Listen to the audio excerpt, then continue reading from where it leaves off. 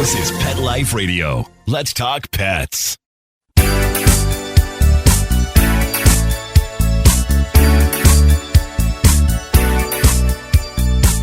Hello, you're listening to Animal Party on Pet Life Radio with me, Deb Wolf. And I just had a weekend of a lot of singing, so you might be able to hear it in my voice.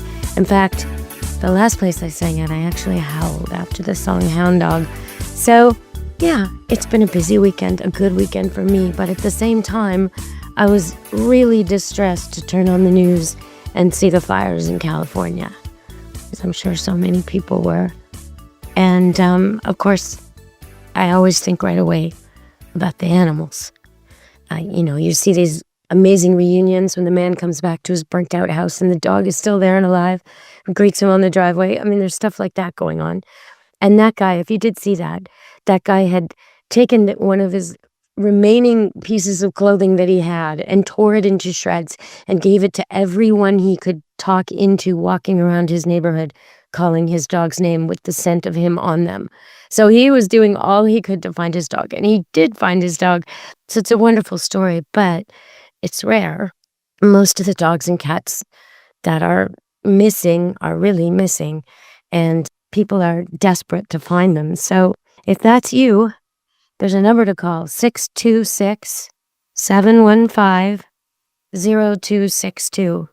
And before you call, if you can find a picture, some details, if there's any ID or tagging or tattooing or microchipping or anything, have it all ready in front of you so you could text a picture of it to them. And they are trying to reunite people with pets, and that is Best Friends Animal Society. They're on the ground, searching neighborhoods, looking and capturing and catching and rescuing all the animals they can. So that's going on. Now there's a whole other set of animals that are affected by these fires, and that's the wildlife. So if you see wildlife that's in trouble, burnt, injured, some problem that needs addressing with a wild animal, I'm going to give you a number for that. 626-344-1129. Yeah. And one thing I just want to say before we go to break, and we're going to come back and talk about some other topics, but before we do, if you are in a safe place, not where there's fire, not where there's smoke, but you're somewhere close, and you can open up your home to a dog or a cat, a foster, or a couple, or you don't mind putting a bunch of cages in your basement with a few cats that have been rescued, or something like that, anything like that, then here's the number for you, 888-452-7381. And that's the thing they need most right now. If you go online and you look up Best Friends Animal Society or Pasadena Humane, you will see ways to donate. And they're not just looking for money, and they're mostly looking for foster homes and and drivers for pets to get them from where they've been found to where they need to go, or to get them to rescue homes, or to get them to the clinics. A lot of drivers are needed right now. There was a huge convoy of cars that was somewhat organized by a woman whose business is called Shepherdess. And she, Shepherdess Field and Livestock. And she normally has quite a lot of animals that are employed to eat the tall, burnable grasses and weeds that grow alongside cities and highways, and to keep things safe and less likely to burn. But she has a lot of animals, so she's been involved in helping with the giant convoy of helping people get their animals out, because where the city is, it's all urban, and there's dogs and cats there. But all around LA, there's some mountains and some rural areas and some farms, and there's chickens and goats and all kinds of animals like that need help too. So if you can help, please do. And there are ways to donate items.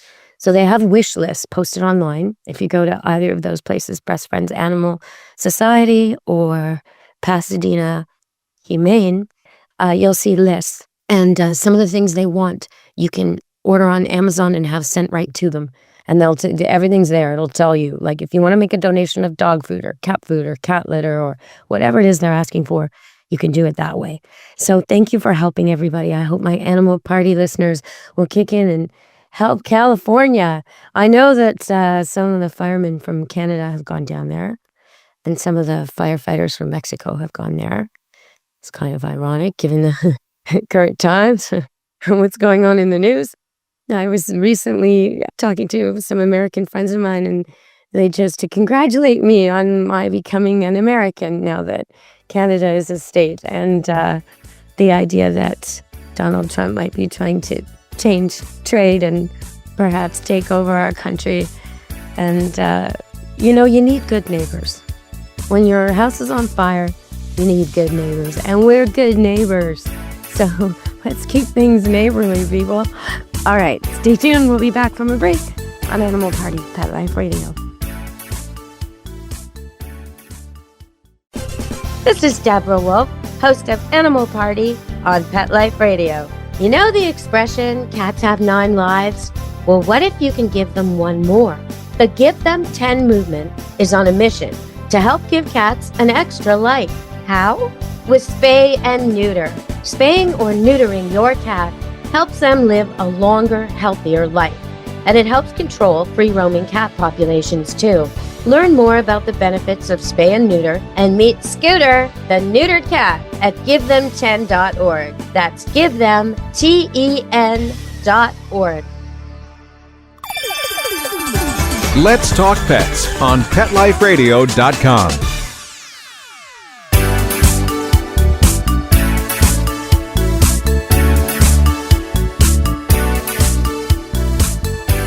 Hello! We're back from the break on Animal Party Pet Life Radio.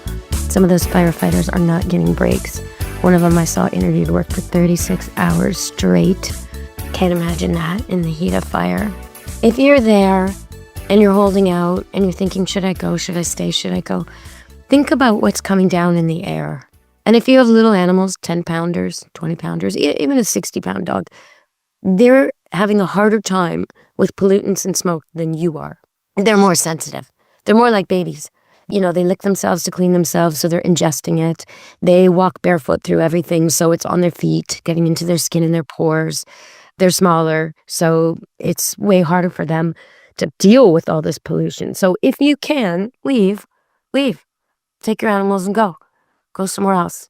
And one thing that's noted in the world of treating things naturally is that there's a natural food item that helps a lot with smoke.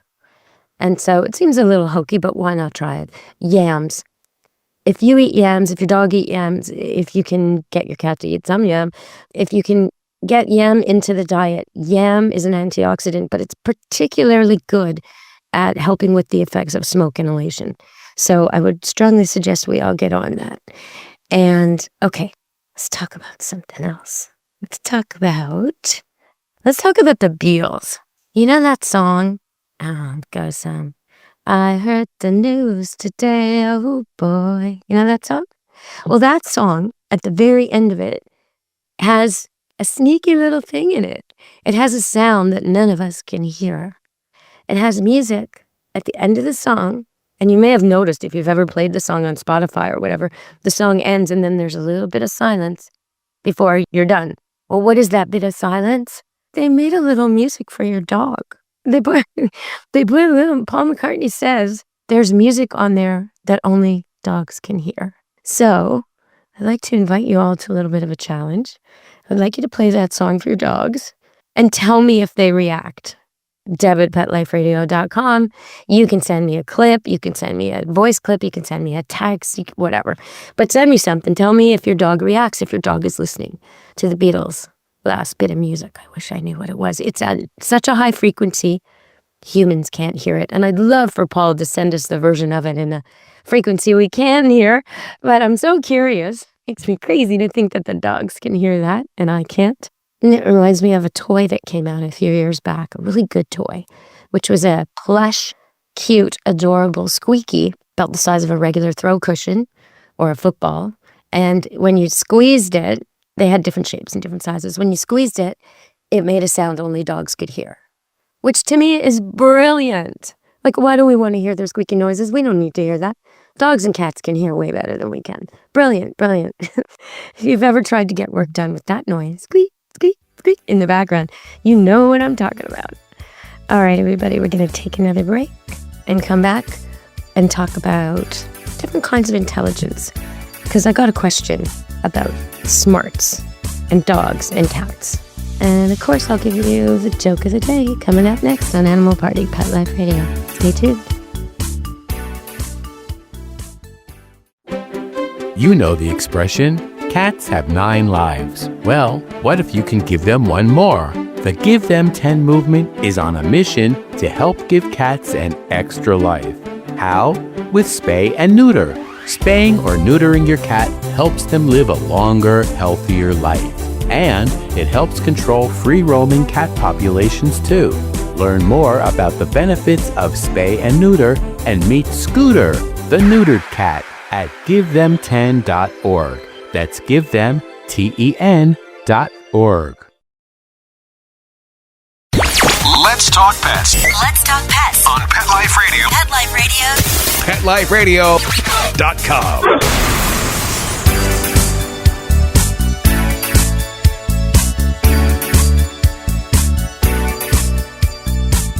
Hello, we're back on Animal Party Pet Life Radio. So, okay, you guys asked me for jokes, so you better be prepared to hear them. Here we go. I'm going to tell you one joke today.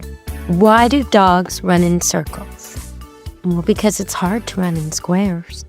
All right. So why do dogs run in circles?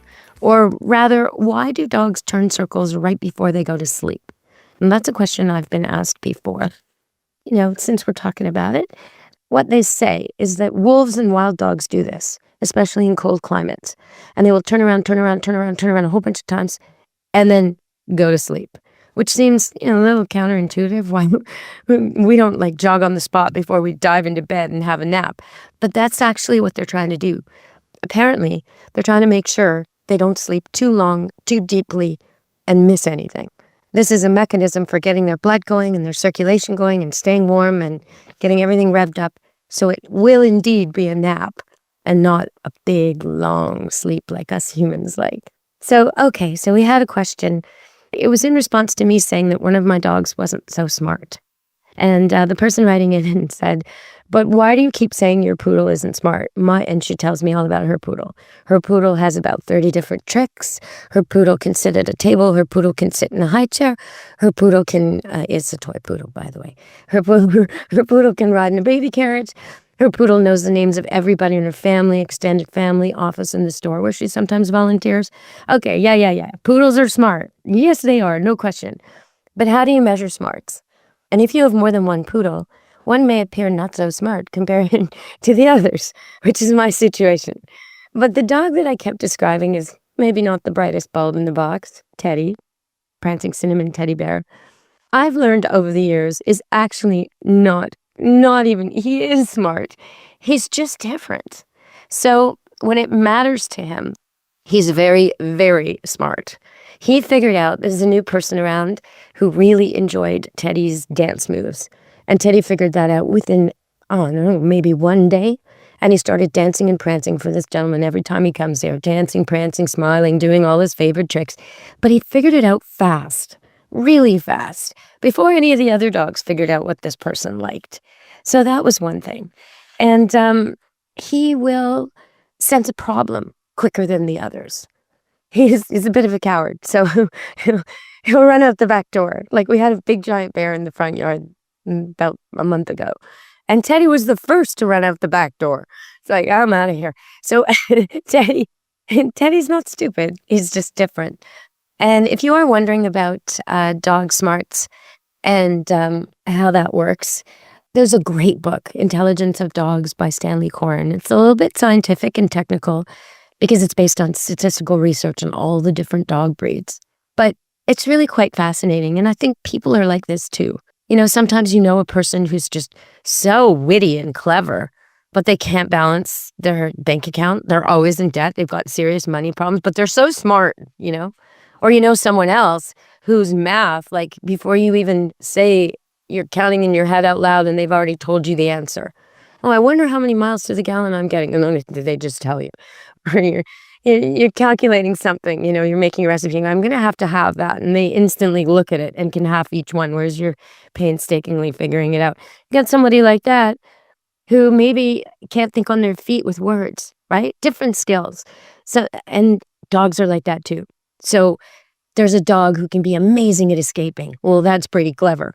Another dog is stuck in the yard if it even looks like there's a fence because it's really not his skill set. But leave some food on the counter and he's the one who figures out how to get it. I've seen a poodle, not that poodle, but a poodle push a chair over to climb on the chair to reach the food they wanted on the counter, which I would call tool use. They're using the chair as a tool and they're just coming across the chair. It's not like there was a chair there and they happen to jump up and then they happen to notice that now they can reach the food. No, the dog goes and gets a chair. Boom, boom, boom, pushes it. You hear it scratching along the floor, scratch as he pushes it over to where he needs to go, jumps up on it. That is tool use. So, yeah, you can have a dog who's smart at some things and dumb at others. And just like people. And the same is true for cats. You can have a cat who's a wonderful hunter. It takes smarts to do that. Adaptive smarts. Instinctive, but also smart. Because the other animal's trying to avoid you. So a cat and mouse game is always a battle between two. And, imagine trying to hunt something, anything. I mean, even if it's a fly, even if you're just trying to kill a fly in your house, it could take a few swipes. You have to be smart about it. You have to approach from the top because that's where they take off. And you have to think about stuff. And cats and dogs, when they're hunting, they really think about their prey and they really study it. And that's something that Cinnamon Prancing Teddy Bear, the big red poodle who's now almost 10, he's a studier. So he's not super reactive like some of my other dogs. He's not quick to run to the door. He's quick to look and see what's there. So it comes across as maybe not as smart, not as fast, but maybe it is more clever. It's just a different kind of intelligence. He spends a lot of his day lying down with a close view, maybe 10 centimeters, a foot away from the cat entry and exit. I have this door that stops the dogs from running upstairs in the house. And in the door, there's a small cutout of a cat silhouette. And the cats can walk in and out of that. And so Teddy spends a lot of his time lying down, just watching, just looking, not reacting, not chasing, waiting for a cat to come through. Now, even if there's a cat right beside him, or two or three, he still wants to see where the next one's coming. So that's a kind of sign of intelligence, too. And so we can't be so quick to say that our animals are stupid. But having said that, certain breeds were bred for certain skills. And if you were bred to be a comfort and a cuddle muffin and a companion, and you were bred with the idea that you were going to be living in very close quarters with other people and you needed to be quiet and you needed to like everyone and you needed to basically have no self-interest yourself, well, you're probably not going to be the smartest, cleverest dog. But if you were bred for specific skill, like protection or flushing out birds or anything, any skill at all, then you'll have those. They will have chosen the dogs that had those skills and over bred them. And the ones that were kind of not so great, not so smart, they didn't breed those. So you end up with dogs that are very, very, they're specialists. They're specialists. And so they have special skills. But there are some dogs who have no specialty skills. And I would suggest that if you're having trouble training a pug or maybe a French bulldog or even a whippet, the whippet was just supposed to run. So you could train it to run. But if you're having trouble with these dogs, it might not be you, okay? Let's just say it might be them. And you might need the help of a professional trainer because some dogs, like pugs and Frenchies, just don't have a long attention span and don't have a great memory. So you're kind of working against a couple things. It's like learning, trying to teach a kid who maybe has a learning disability and just can't pay attention for very long. Maybe a hyper kid or has trouble focusing. That's that kind of a thing. Whereas when you're with your golden retriever, all your retrievers, they are A+ students. They may not be the brightest kid in the class, but they try the hardest and they suck up. They try to be teacher's pet each and every day. They try and do better than the day before, and they remember what they did the day before. And, they're watching what the other dogs are doing and learning what they're seeing, whereas usually the pug or the Frenchie, I don't know what they're thinking, but they're not exactly paying attention to the exercise or learning from the other dog's performances. They may be watching, they may not, but when you pick a dog, you're not looking for a Mensa member. You're not looking for someone to do your taxes. So as long as they can come and sit and heel and stay and listen to basic things, not bite, not destroy things, you're good. And every single dog out there, no matter how dumb you think he is, can do all that. Can go to the bathroom outside, can walk properly on a leash, can learn not to be rude to people, all that. All that's so easy. That's like kindergarten. And most of our dogs are way beyond that and kind of disappointed with us and kind of bored. And that's where you get the mischief. Same with the cats. Cats get so tired of us ignoring them. The only thing we ever really do with them is feed them. So they're all fat because that's the only thing they can get off you for attention or entertainment is a meal. So they wait. And is it time yet? Is it time yet? Yeah, it's time. Oh, good. She's going to talk to me. She's going to do something. She's going to pet me and she's going to feed me. And okay, that's over now. What? Maybe I can trick her into doing it again. Well, how about just teach him a trick? When you go to feed your cat, instead of just, pouring it into the bowl or making the lovely sound of the can opener that will draw them from miles, before you do that, yell out your cat's name in a nice, happy way. Mittens! And then say the C-O-M-E word, come, or come on over, or come down the stairs, or come in the kitchen. Make it real specific, because cats are as smart as dogs. You can teach them a whole lot. Come down to the kitchen, it's breakfast. Something like that is perfectly good for your cat. If you say the same thing every time, cats can learn sentence commands, no problem. Come on down, it's breakfast time, and then pour the breakfast. So then the next day, do it again. Now, day 3, come on down, it's breakfast time. Don't touch the food. Your cat's going to be there. He just came when called.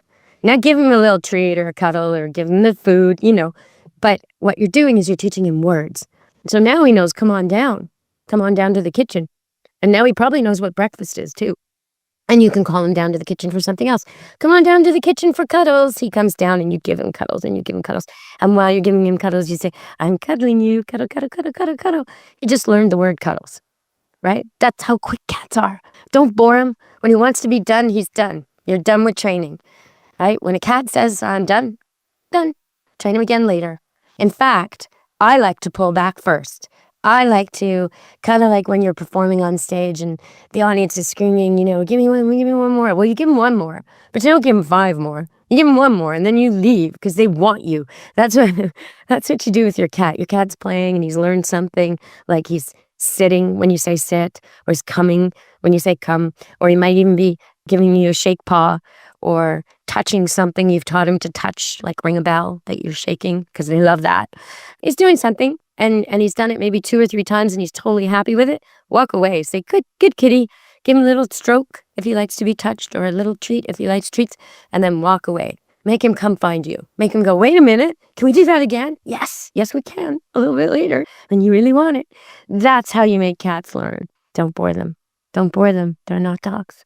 But it's pretty easy, and I would love to see some video if any of you get to trying this. You can send your clips to deb@petliferadio.com. You can send your texts. You can send your questions, your comments. And if you say it in your own words, we'll play it on air. And if you'd like to be interviewed on the show, please let us know, because we will email you back and arrange a time where you can connect. And that's the best, when people are willing to come on the show and talk about their dog problem or cat problem or question, because sometimes I'll suggest something you've already tried. And that way you can say, hey, we did that already. How about, what else can we do? Or you can tell me how it went. We did that, and this is what happened. Oh, well, that wasn't good. Okay, don't do that again. And we can tweak it and adjust it. So I really love it when we get a caller on. All right, everybody. So send me your problems, your questions, your tricks, and please get those cats thinking and responding to words and earning their praise. And before we go, I'm just gonna one more time, if you can foster or adopt or care for any pet that was displaced by the fire in California, 888-452-7381. That's the number. And if you're looking for information, I've got a few contact numbers. One of them is 626-792-7151, extension 970. But also just know that Best Friends Animal Society and Pasadena Humane are kind of leading the effort. If you've lost a pet, call 626-715-0262 to get some help. And if you see wildlife in distress, please call 626-344-1129. And just hoping that everybody stays safe out there.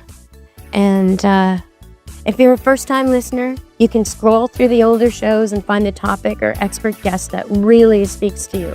Maybe it's dog breed bans, or the royal family pets, or pets in war zones, or how to train your cat to use a litter box. Whatever it is, you can find it on one of my old shows, and they're all there at PetLifeRadio.com. So I hope you'll tune in wherever you listen to podcasts to Animal Party on Pet Life Radio. And from me, Deb Wolf and Animal Party, be good to your animals. Ciao, meow.